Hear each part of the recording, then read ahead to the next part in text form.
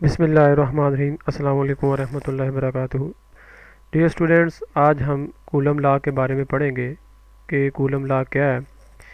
हम second year में ये टॉपिक को डिस्कस करेंगे। ये सेकंड ईयर का टॉपिक है और इसमें ये दूसरा लेक्चर है मेरा इलेक्ट्रोस्टैटिक्स का।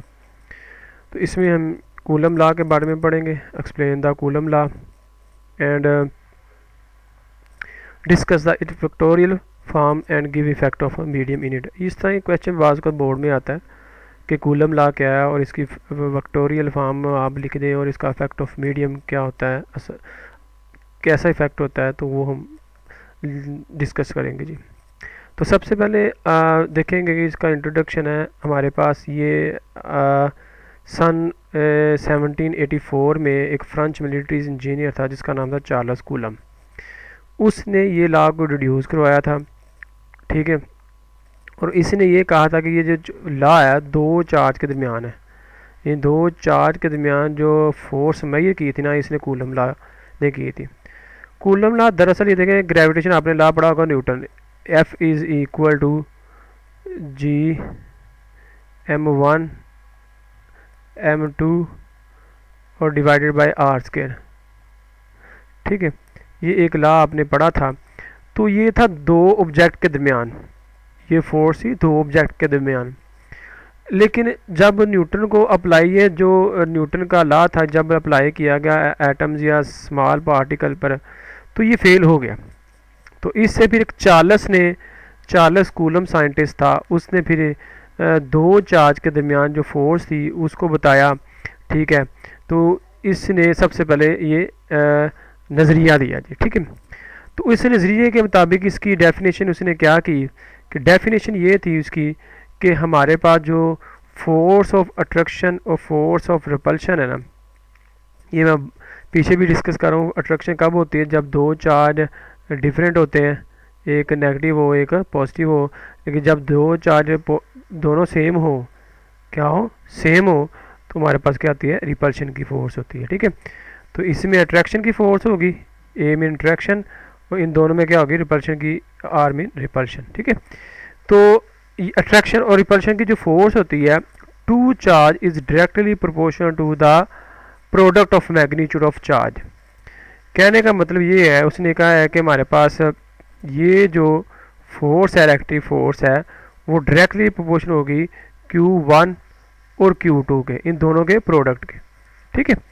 ये इससे पहले हिस्से में कहा, जो product magnitude of the charge और and inversely proportional to the square of distance. यानी अगर दो चार्ज हैं, ठीक है, इनके दरमियान जो डिस्टेंस है आर कह लें, ठीक है, उसके क्या आता है? स्क्वायर के क्या आता है? इन्वर्सली प्रोपोर्शनल होता है जी, ठीक है जी, ऐसे, ठीक है जी। अब ये इन दोनों को इकट्ठा करें तो आपको पता है कि इस तरह की फॉर्म बनेगी हमारे पास मैथमेटिकल, कि F is equal to Q1 and F directly proportion to Q1 and Q2 and F inversely proportion to R1 over R square. And इसको आप दोनों को इकट्ठा करें तो F is equal to Q1 Q2 over R square आता है। अब देखें जी, अब इसमें देखें कि ये इस तरह फॉर्म बनेगी, F is equal F direct कह लें Q1 and Q2 divided by R square बनेगी, ठीक है जी। अब इस तरह की फॉर्म बनते हैं, इस डायरेक्ट को ख़त्म करें तो ये इक्वल आता है, लेकिन जब डायरेक्ट को ख़त्म करते हैं ना, उसकी जगह कोई ना कोई कांस्टेंट आता है। तो वो कांस्टेंट हमारे पास क्या है? के है। यहाँ पे के बड़ा मायने रखता है कि के है क्या दरअसल, ठीक है। तो ये इलेक्ट्रोस्टैटिक कांस्टेंट होता है, के इसे कूलम कांस्टेंट भी कहते हैं। तो के क्या हमारे पास एक कूलम कांस्टेंट है जिसे हम इलेक्ट्रोस्टैटिक कांस्टेंट भी कहते हैं। और K is a coulomb constant whose value is 9 cross 10 की पावर 9 न्यूटन मीटर स्क्वायर पर कूलम स्क्वायर।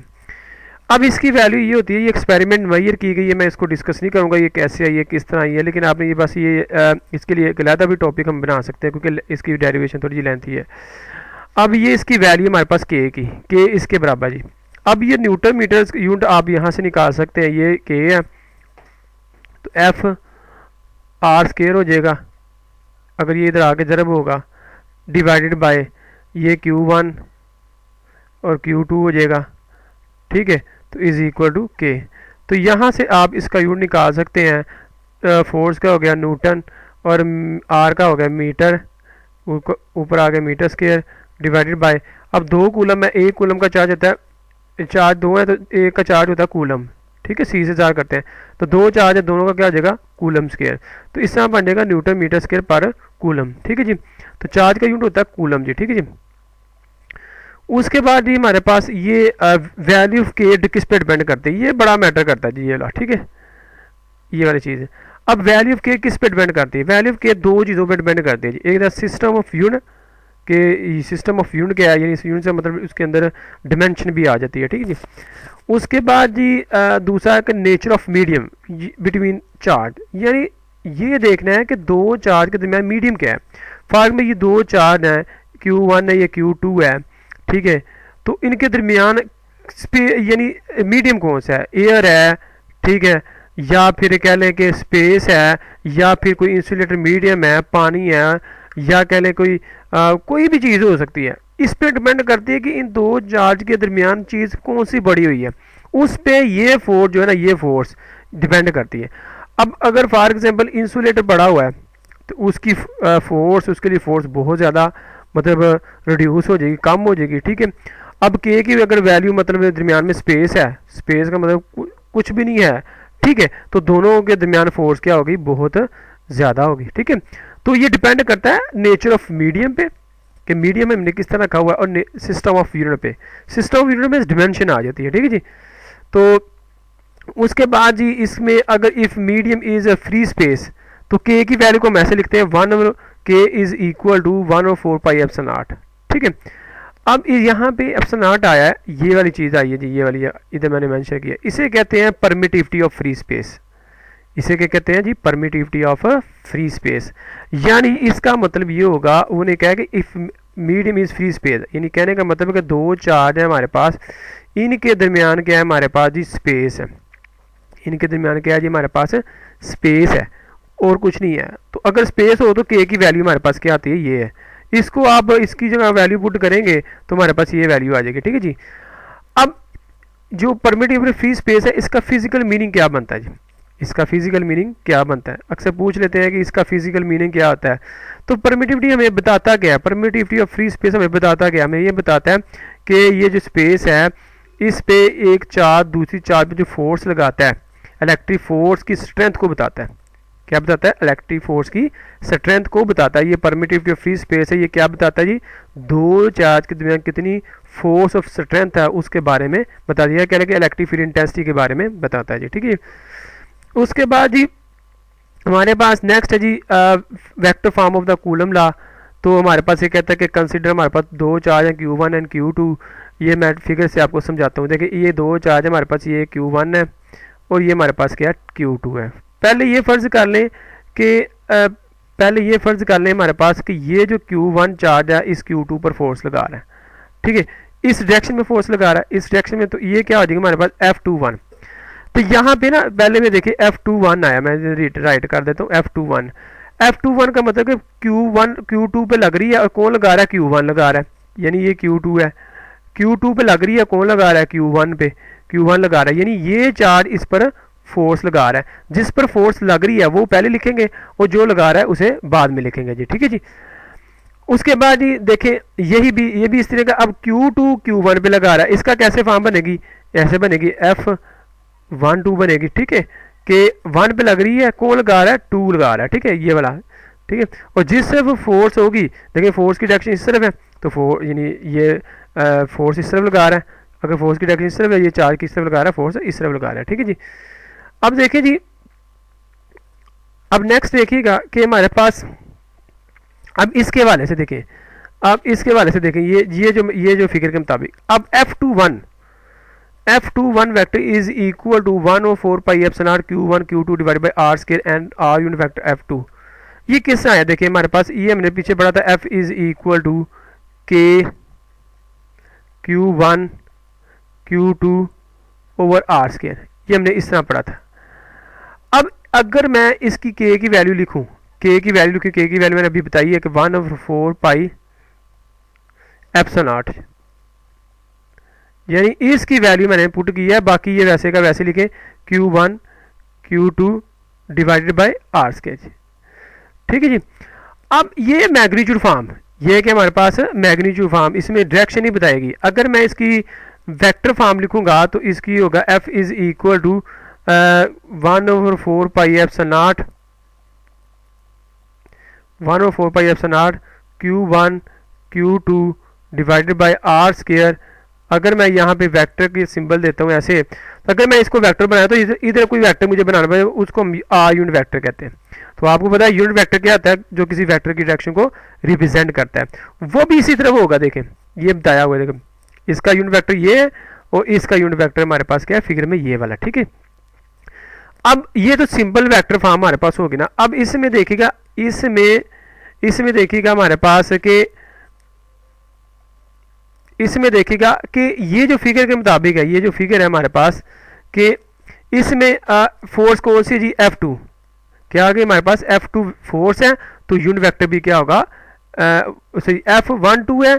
ठीक है, फोर्स 1-2 है तो यूनिट वेक्टर भी क्या होगा 1-2 वाला होगा। ठीक है, अगर इसमें फोर्स 2-1 वाली होती है यूनिट वेक्टर भी हम कौन सा यूज करते हैं 2-1 वाला ही यूज करते हैं। ठीक है जी, तो इससे हमने लिखा हुआ है। ठीक है जी, उसके बाद जी हमारे पास ये F फोर्स 1-2 है is equal to 1/4 pi epsilon Q1 Q2 R square और R U2 1-2 यूनिट वेक्टर। इसी तरह हम इसका लिख सकते हैं बिल्कुल इसी तरह F21, वैसे कि ये सारी की सारी वैल्यू सेम रहेगी, ये कोई चेंज नहीं होगी।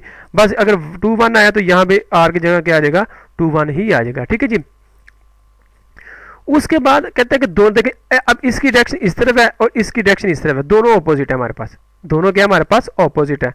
तो ऑपोजिट डायरेक्शन में फोर्स होने की वजह से हम कह सकते हैं कि F21 is equal to minus F21 के, ये न्यूटन थर्ड लॉ है। क्योंकि देखें फोर्स की मैग्नीट्यूड सेम हो गई है, जितनी चार्ज ये इस पर फोर्स लगा रहा है उतनी चार्ज ये इस पर फोर्स लगा रहा है। फोर्स सेम है, फोर्स की मैग्नीट्यूड सेम है, लेकिन डायरेक्शन ऑपोजिट है। क्या हमारे पास डायरेक्शन ऑपोजिट है, हम ये कह सकते हैं जी। ठीक है जी, उसके बाद ये देखिएगा कि हमारे पास अब इफेक्ट ऑफ मीडियम देखना है, हमें कूलम लॉ पे इफेक्ट ऑफ मीडियम देखना है। अभी तक जो हमने पढ़ा है ना, ये देखें फॉर एग्जांपल हमने ये अभी रिलेशन निकाला है F is equal to K is equal to K Q1 Q2 divided by R square है। और उसके बाद हमने क्या किया था कि फोर्स की वैल्यू K की वैल्यू को पुट किया था हमने 1/4 पाई एप्सिलॉन नॉट। ठीक है, और इसके बाद ये Q1 है और ये Q2 है, सॉरी इसे मैं सही करके लिख देता हूँ, Q1 है और ये Q2 है हमारे पास डिवाइडेड बाय R स्क्वायर। ये अभी तक हमने लिखा था। अब इस रिलेशन का मतलब ये होता है, ये जो रिलेशन मैंने लिखा है इसका मतलब है कि 2-4, क्योंकि इससे पता लगता है ये हमारे पास क्या एप्सिलॉन नॉट है, तो इसका मतलब है कि 2-4 के दरमियान हमने क्या लिखा हुआ है स्पेस रखी हुई है, एक के दरमियान स्पेस के अलावा कुछ भी नहीं है। ठीक है, लेकिन effect of medium, effect of medium का मतलब होता है कोई और मीडियम जब यूज़ करते हैं, हम कहते हैं कि इन 2-4 के दरमियान हम कह लेते हैं कि 2-4 के दरमियान हम कहते हैं जी हमने कोई मीडियम रख दिया इंसुलेटर। इंसुलेटर आपको पता है कि हमारे पास एक ऐसी चीज़ होती है जो मतलब जो चार्ज को कंडक्ट नहीं करवाती। ठीक है, तो जिसमें इलेक्ट्रिसिटी पैदा नहीं होती, इंसुलेटर ऐसी चीज़ होती है। ठीक है, अब इसमें देखिएगा कि अब ये इस पे तो फोर्स फॉर एग्जांपल हमारे पास जब स्पेस थी, फॉर एग्जाम्पल सपोज कर लेते यहाँ पे हमारे पास 10 न्यूटन थी, स्पर्स कर लें 2-4 के दरमियान, अगर फ्री स्पेस है यानी एप्सिलॉन नॉट था, अगर अब हमने रख दिया है मतलब इंसुलेटर मीडियम, क्या रख दिया जी इंसुलेटर मीडियम रख दिया है, ये जो मैंने इंसुलेटर मीडियम रख दीजिए ऐसे करके सर्कल टाइप में रख देते हैं। अब इंसुलेटर रख दिया तो यहाँ पे फोर्स रिड्यूस हो जाएगी, क्या हमारे पास फोर्स क्या आ जाएगी रिड्यूस 5 न्यूटन हो जाएगी। वो किस तरह देखें, मैं आपको बताता चलूँ ये किस तरह होता है कि देखिएगा कि जब हमारे पास फ्री स्पेस थी, जब हमारे पास क्या थी फ्री स्पेस थी, तो इसमें से इलेक्ट्रिक फील्ड लाइन जो गुजरी थी ना बिल्कुल सीधी सीधी सारी पहुंच रही थी। अगर फार्म में 3 लाइन्स है ना तो तीनों की तीनों पहुंच रही हैं। ठीक है, तो इलेक्ट्रिक फील्ड लाइन अगर सारी की सारी इलेक्ट्रिक फील्ड लाइन पहुंच रही है तो इसका मतलब इस पर सारी की सारी लाइन क्या कर रही है फोर्स लगा रही है। अब हमने मीडियम रख दिया, अब यहाँ से फार्म में ये लाइन जाती है, ये लाइन को रोक देता है। ठीक ना, अगर यहाँ से जहाँ पे फ्री स्पेस है वहाँ से लाइन गुजर जाएगी, लेकिन जहाँ जिस जगह पे इलेक्ट्रिक इंसुलेटर मीडियम पड़ा है वहाँ उससे गुजरेगी तो वो इसको ब्लॉक कर देगा। अब ये दो लाइन जो आई थी ये तो इसको कर दिया इसने ब्लॉक, अब एक लाइन ऊपर से गुजर गई जहां से फ्री स्पेस थी, ठीक है। तो इसका मतलब है कि यहाँ पे गुजरी एक लाइन, तो एक लाइन इस पर क्या कर रही है, अट्रैक्शन की फोर्स या रिपल्शन की फोर्स क्या कर रही है, अप्लाई कर रही है। तो इसमें क्या थी, सारी लाइन गुजर रही थी। तो इस वजह से कि फोर्स इस वजह से क्या हो जाती है, रिड्यूस हो जाती है, कम हो जाती है, ठीक है जी। तो ये इसकी रीज़न थी। तो ये देखिएगा, तो Coulomb force is reduce when the medium is placed between the two charge. The insulated medium पर place between the two charge is called the dielectric. ये डाइइलेक्ट्रिक पूछा जाता है कि इफेक्ट ऑफ डाइइलेक्ट्रिक भी इसे कहते हैं, क्या कहते हैं, इसे इफेक्ट ऑफ मीडियम है और डाइइलेक्ट्रिक भी कह सकते हैं, ठीक है जी। तो लाइक हमारे पास है ये टेफ्लॉन है, उसके बाद है एक्सेट्रा, इस तरह की बहुत सारी एग्जांपल हैं जो हमारे पास डाइइलेक्ट्रिक होते हैं, वुड है और बहुत सारी हैं। So formula coulomb law become, अब इस तरह का फार्मूला बनेगा हमारे पास। देखिए ये दोनों चीज़ें आ गई, दोनों चीज़ें कैसे कि फार्मूला, ये हमारे पास Q1 है, ये Q2 है, इसके दरमियान मैंने कोई मीडियम रखा है इंसुलेटर। हो सकता है कि ये लाइन को ब्लॉक कर दे, लेकिन कुछ मीडियम ऐसा होगा जहां पे फ्री स्पेस होगी जिससे एक दो लाइन गुजर जाएगी, इस वजह से एप्सिलॉन भी रहेगा। और ये जो हमारे पास एप्सिलॉन आर है ना, इसे रिलेटिव परमिटिविटी कहते हैं, ये इंसुलेटर मीडियम की वजह से है। यानी ये जो स्पेस फ्री स्पेस है इसकी वजह से ये है एप्सिलॉन, और उसकी वजह से ये जो मीडियम आया इसकी वजह से क्या है, एप्सिलॉन आर, ठीक है। तो दोनों चीज़ें हो सकती है इस फोर्स के अंदर, ठीक है। उसके बाद जी हमारे पास देखिएगा कि एप्सिलॉन क्या होते हैं, रिलेटिव परमिटिविटी होती है, its value depend upon the different dielectrics. कहता है कि ये क्या आता है जी, ये डिपेंड करता है डिफरेंट डाइइलेक्ट्रिक पर, कि डाइइलेक्ट्रिक किस तरह का, मतलब किस तरह की चीज़ें हमारे पास। आपने दो चार्ज के दरमियान अगर इंसुलेटर मीडियम रखा, वुड रखी है, उसका रिजल्ट क्या आएगा। अगर आपने वाटर रख दिया है उसका रिजल्ट क्या आएगा। अगर आपने प्लास्टिक रख दिया है तो उसका रिजल्ट चेंज होगा। यानी डाइइलेक्ट्रिक चेंज करने से आपका रिजल्ट भी क्या आ जाएगा, चेंज हो जाएगा। यानी ये जो चीज़ आपकी है ना, ये चेंज करने से आपकी क्या आ जाएगी, फोर्स भी क्या आ जाएगी, चेंज हो जाएगी, ठीक है जी। अब इसके बाद ही हमारे पास कहता है कि हमारे पास ये so it's value is greater than the greater than 1 then vacuum for air is equal to 1.660 and vacuum for, अब ये दो रिजल्ट लिखे हुए एक बात यार की, कहते हैं वैक्यूम के लिए एप्सिलॉन आर की वैल्यू 1 होती है और एयर के लिए क्या होती है हमारे पास 1.006 होती है। तो ये एमसीक्यूज के लिए भी है हमारे पास, ये बड़ा इंपॉर्टेंट एमसीक्यूज है कि एयर के लिए हमारे पास ये होती है, अगर दो चार्ज के दरमियान एयर है, इस दो चार्ज के दरमियान एयर है तो हमारे पास ये होगी। अगर वैक्यूम है हमारे पास क्या होगी, इनके दरमियान क्या होगी, 1 होगी, ठीक है। उसके बाद ये हमारे पास देखिएगा कि ये हमारे पास क्या आ गई, फोर्स एक आ गई हमारे पास, ठीक है जी। अब यहाँ से हम डाइइलेक्ट्रिक की डेफिनेशन कर सकते हैं। फॉर एग्जांपल ये से ना, मतलब एक फोर्स हमने अभी पढ़ी, एफ इज इक्वल टू के, इसे कह लें 1/4 पाई एप्सिलॉन और एप्सिलॉन आर, सॉरी इसमें अभी चलिए ये साफ करते। एक हमने एक ये फोर्स पड़ी थी पीछे करके सिंपल, जब डाइइलेक्ट्रिक मीडियम नहीं था हमारे पास, Q1 Q2 divided by are के, ठीक। ये देखिए ये इतना हिस्सा देखिए किसके बराबर है, एफ के, ठीक ना। आप इसको कर लें एफ प्राइम कर लें, सॉरी एफ प्राइम कर लें, ठीक है। तो ये देखिएगा ये वाला हिस्सा इतना और ये वाला हिस्सा, ये दोनों मिला के किसके बराबर हो जाते हैं, एफ के बराबर होते हैं। किसके बराबर होते हैं, एफ के। तो इसका मतलब कि ये एफ प्राइम हमारे पास किसके बराबर होएगा, F prime is equal to F divided by epsilon R. यानी ये एप्सिलॉन की वैल्यू मैंने निकाली है, ये जो हिस्सा है ये सारा हिस्सा ये वाला इतना, क्योंकि ये देखेंगे अभी लिखा हुआ है मैंने, ठीक है, ये एफ के बराबर है, इसे अब एफ प्राइम कह सकते हैं, ठीक है। तो यहाँ से एप्सिलॉन आर की वैल्यू लिखेंगे, हमारे पास क्या आ जाएगा, F prime divided by F आ जाएगा, ठीक है। तो ये उधर जाके मल्टीपल हो जाएगा, ये इधर आके क्या आ जाएगा, डिवाइड हो जाएगा, ठीक है जी।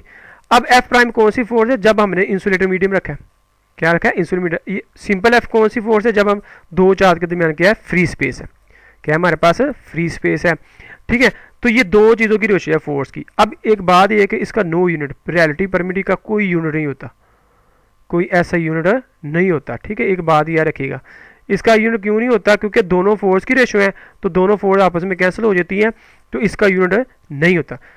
एप्सिलॉन का होता है, इसका होता है, इसका यूनिट होता है, इसको बाद में डिस्कस करेंगे, मैं बताऊंगा कि क्या होता है, लेकिन इसका कोई यूनिट नहीं होता जी, ठीक है जी। उसके बाद ये हमारे पास देखिएगा लिमिटेशन ऑफ कूलम, ये बड़ा इंपॉर्टेंट एमसीक्यू है कि limitation of coulomb law. Limitation of coulomb law ये होता है कि ये ओनली पॉइंट चार्ज के लिए एप्लीकेबल होते हैं। सिर्फ पॉइंट चार्ज होंगे तो उसके लिए एप्लीकेबल होगा, बाकी के लिए एप्लीकेबल नहीं होगा। अब इसमें मैं बताता चलूँ कि what is a point charge, source charge, test charge, एक ही नाम इनका। And what is a point charge, source charge and, मैं दो दफ़ा लिख दिया सॉरी, कि इस पॉइंट चार्ज, सोर्स चार्ज और टेस्ट चार्ज क्या आता है।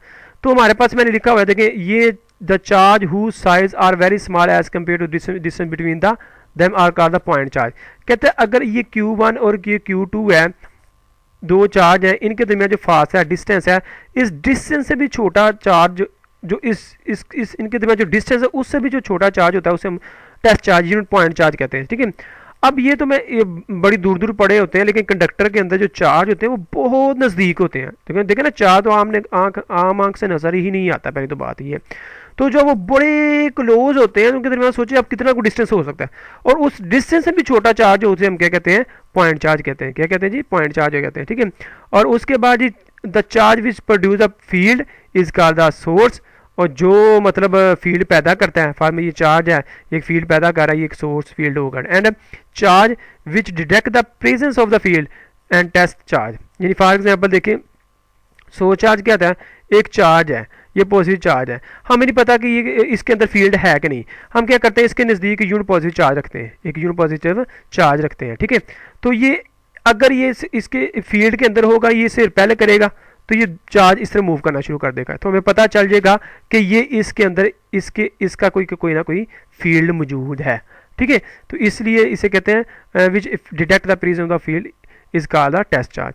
तो आपको उम्मीद है कि समझ आई होगी। ये था मेरा आज का लेक्चर, और मैं एंड पे यही कहूँगा कि जिन लोगों ने मेरे चैनल को सब्सक्राइब नहीं किया वो सब्सक्राइब करें, और कमेंट लाजमी करें कि आपको समझ आई है कि नहीं, और जो आप कमी पेशी कहते हैं कि सर इस तरह होना चाहिए, इस तरह पढ़ाना चाहिए, तो आप मुझे लाजमी बताएं, तो मैं इंशाल्लाह वैसे ही इंशाल्लाह आपको पढ़ाऊँगा जी। Thank you so much ji.